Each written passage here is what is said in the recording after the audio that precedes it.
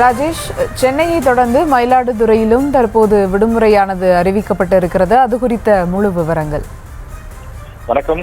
இந்த மயிலாடுதுறை மாவட்டத்திலும் தற்போது அறிவிப்பு வெளியிடப்பட்டிருக்கிறது. அதாவது மயிலாடுதுறை மாவட்டத்தை பொறுத்தவரையில அருகில் இருக்கக்கூடிய திருவாரூர், நாகை போன்ற மாவட்டங்களில் கனமழை எச்சரிக்கை விடுக்கப்பட்டிருக்கிறது. மயிலாடுதுறை மாவட்டத்திலும் இதற்கான அந்த எதிரொலி பாதிப்புகள் இருக்கும் என எதிர்பார்க்கப்படுகிறது.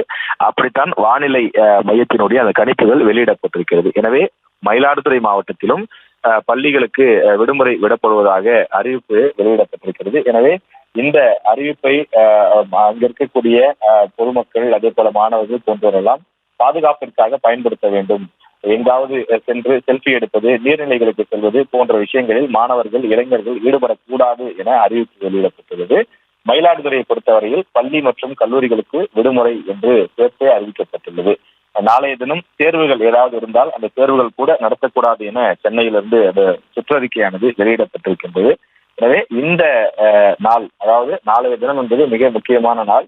கனமழை அதிகமாக இருக்கும் என எதிர்பார்க்கப்படுகிறது. காற்றும் வேகமாக வீசக்கூடும் என எதிர்பார்க்கப்படும் நிலையில் பொதுமக்கள் மிகுந்த எச்சரிக்கையோடும் அரசு எடுக்கக்கூடிய நடவடிக்கைகளுக்கு ஒத்துழைப்பும் கொடுக்க வேண்டும் என தெரிவித்திருக்கிறது.